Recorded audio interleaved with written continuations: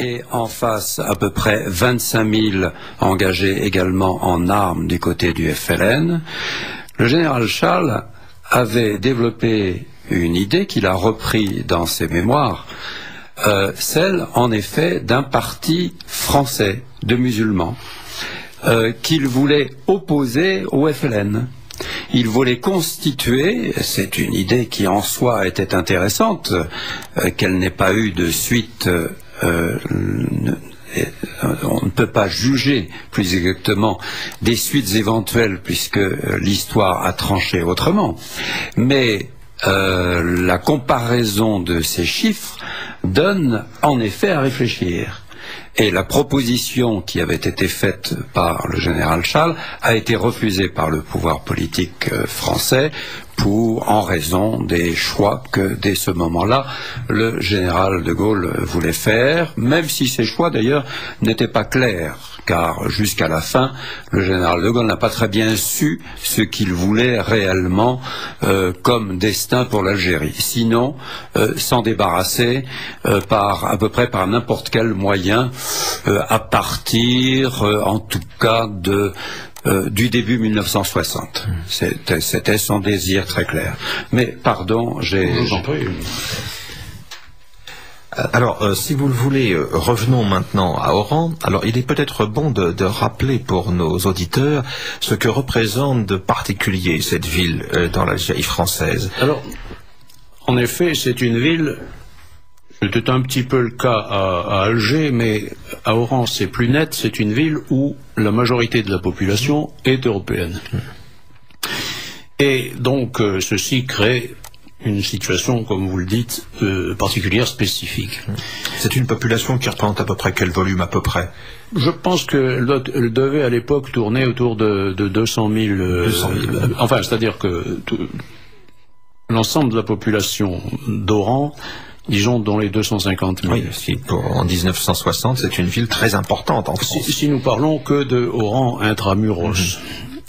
Et donc par conséquent, avec 200 000 Européens, et par conséquent, c'est une ville où, donc, si vous voulez, ce sont les Européens qui donnent le ton. Donc tout naturellement, quand l'OAS apparaît, elle va être très implantée à Oran, et pour une raison d'ailleurs particulière, qui est que l'Oranie n'a jamais, ou presque, enfin n'a jamais, ce n'est pas le cas, a été peu touchée par le terrorisme pendant le conflit algérien. Tout au long des 8 années, certes il y a eu des opérations très, très dures et très importantes dans le sud oranais, j'ai parlé tout à l'heure de Saïda. Probablement parce que c'était sur le trajet des convois d'armes ou quelque chose comme ça. Et donc, sur l'Oranie, lorsque le général de Gaulle, à partir de 1960, laisse entendre qu'il y aura une république algérienne, qui aura ses lois, son drapeau, etc., lorsqu'on voit à partir de 1961 des manifestations de musulmans qui sont encouragées, on ne sait pas trop comment, par le FLN de l'extérieur, mais aussi peut-être, qui sait, de l'intérieur, on voit apparaître en Oranie et dans la ville même d'Oran des manifestations avec des drapeaux FLN en tête. Si vous voulez, pour les Européens qui vivent là-bas, c'est un choc extraordinaire. D'autant plus que ces manifestations avec le pro-FLN s'accompagnent de violences. Et j'ai cité la date dans mon livre. Il y a un moment, une de ces manifestations qui aboutit à la mort de 3 ou 4 automobilistes, je ne sais plus, et qui sont assez atroces puisqu'ils sont brûlés dans leur voiture. Et ceci a véritablement incendié Oran. Nous sommes en 1961. Ces 4 personnes, je ne sais plus si j'étais 3 ou 4, mais enfin, ces personnes qui ont été brûlées dans leur voiture par des manifestants pro-FLN, ça a créé une véritable répulsion dans la population européenne, qui, à partir de là, s'échauffe et se mobilise autour de l'OAS. Et les choses vont continuer comme ça pendant plusieurs mois, c'est-à-dire que l'OAS sera très forte sur Oran, très implantée, et il faut reconnaître que le service d'ordre, la gendarmerie, enfin, ceux qui sont chargés Bien sûr, il y a des troupes aussi de troisième catégorie. Ceux qui sont chargés de maintenir l'ordre dans la ville ont le plus grand mal à le faire, car les commandos de l'OS sont très audacieux, très bien armés, etc. Et ça se traduit d'ailleurs par le fait qu'à un certain moment, les commandos OS occuperont même le centre d'Oran. Brièvement, mais sur le plan de la symbolique, c'est très important, ce sont des moments très forts. Il y a une autre journée, je crois que c'est en mai, où les commandos affrontent ouvertement, directement la gendarmerie mobile avec ses blindés dans les rues d'Oran. Ceci donne lieu à des batailles de rue très importantes qui ont été très... Je me rappelle qu'à l'époque ça a été très... comment dirais-je, dissimulé, minimisé dans la presse, mais ça a été très important. Ceux qui y ont participé en ont parfois fait le récit, et c'était quelque chose de très important. Si bien que lorsque le ministre des Armées, Mesmer, est venu faire une inspection à Oran, il n'a pu le faire qu'en coup de vent, parce que pendant les quelques heures où il est resté à Oran, pas moins de 3 ou 4 explosions s'étaient produites à l'intérieur même des bâtiments administratifs, y compris de la préfecture.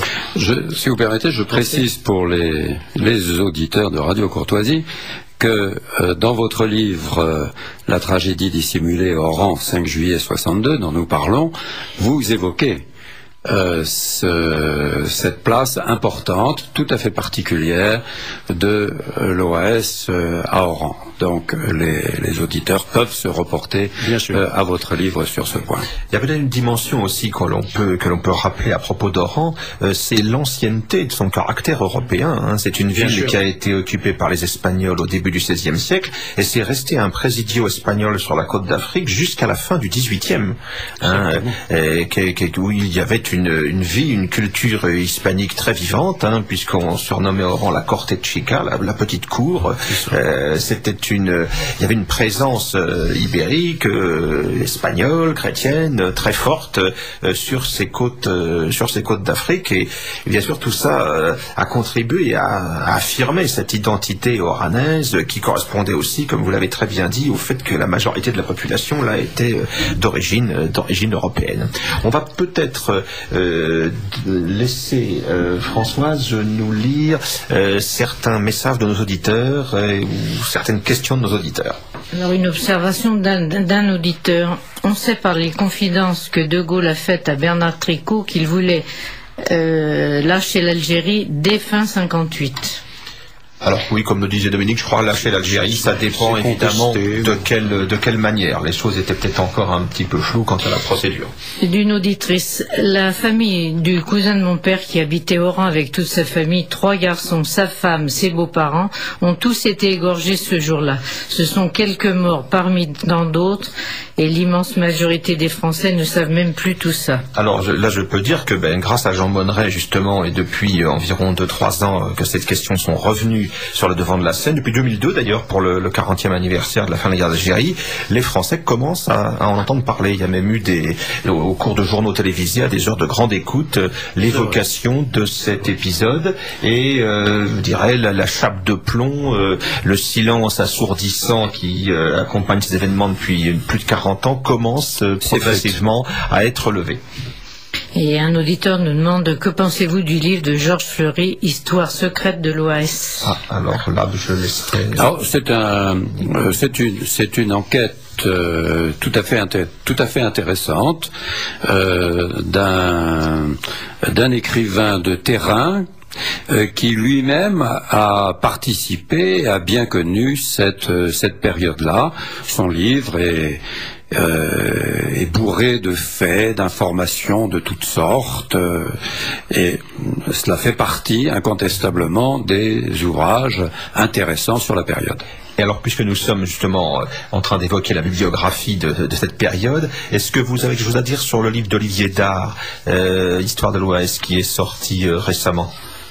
Oui, c'est un livre également qui présente un intérêt certain, parce qu'il a utilisé les archives de Susini. Et donc, oui, alors, ce que je crains, c'est que, mais enfin, peut-être serais-je démenti, mais ce que je crains, c'est que ce soit un peu un peu trop universitaire et pas assez grand public. Mais enfin, bon, il en faut pour tous les goûts. Ce que l'on peut dire en rebondissant sur ce que vous venez d'indiquer à l'instant, c'est qu'en effet, il s'agit d'un ouvrage universitaire avec toutes les particularités, mais c'est aussi le premier ouvrage d'un universitaire qui est écrit avec une intention honnête. Voilà, l'intention honnête est évidente. Quand le contenu est ce qu'il est, il est fait par quelqu'un qui n'a pas connu cette période, qui lui était assez, ne serait-ce que pour des raisons d'âge, période assez étrangère pour lui, il n'a pas connu l'Algérie, etc. Donc il a fait des efforts louables pour tenter de comprendre ce qui s'est passé.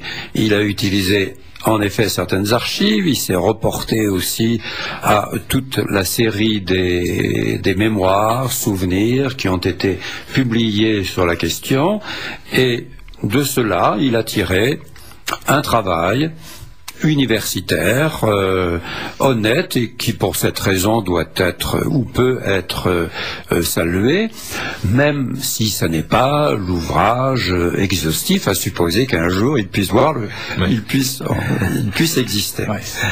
Alors nous avons encore, je crois... On a d'autres messages, mais qui se rapportent à Jean Mabir. Une auditrice nous dit que les ouvrages de Jean Mabir se trouvent à Chiré en Montreuil, chez Diffusion de la Pensée française. Oui, il y a la librairie Duquesne également. Voilà, librairie Duquesne. Et puis un autre message qui dit « Je rends hommage à mon grand ancien Jean Mabir, dont j'ai eu à commander le commando de chasse qui crapahuta sur la frontière tunisienne à la poursuite du mythique Saïd Lotchkitz. » Alors je tiens à préciser que c'est un message qui nous vient d'Alain Zeller, qui était lieutenant à l'époque en Algérie, qui est un des fils du général Zeller, qui participa, comme on le sait, au putsch de 1961. Message précieux. Voilà. Alors donc nous avons évoqué donc ce que représentait Oran à l'époque, les débuts de la résistance du combat de l'OAS dans Oran. Oran à l'époque, pour les gens qui étaient en métropole, pour les jeunes gens comme moi, le souvenir que nous en avons, c'est avant tout la répression abominable conduite par le général Katz, qui avait pour nous évidemment le visage d'un personnage particulièrement sinistre. Alors cette reprise en quelque sorte d'Oran par les forces légalistes, on peut les appeler ainsi, comment s'est-elle déroulée au cours du printemps 62? À vrai dire, cette reprise n'a pas vraiment eu lieu, hein. Comme je l'ai dit, le général Katz, malgré qu'il ait utilisé des méthodes comment dirais-je, digne de celle des soviétiques à Budapest, qui n'avait rien d'amène, n'a quand même jamais réussi à briser véritablement l'OAS. Il faut dire d'ailleurs que celle-ci disposait d'appuis considérables, non seulement dans la population européenne, mais au sein même de l'armée française et des unités militaires. Ce serait évidemment exagéré de dire qu'il y avait des complicités au niveau de tous les régiments, mais enfin il y avait des complicités dans beaucoup de régiments. Il y en avait dans la base militaire de Mers-el-Kébir à côté, il y en avait y compris dans la sûreté militaire, il y en avait évidemment dans la police locale qui était une police locale et donc largement pied noir. Et par conséquent, il était très difficile d'éradiquer l'OAS.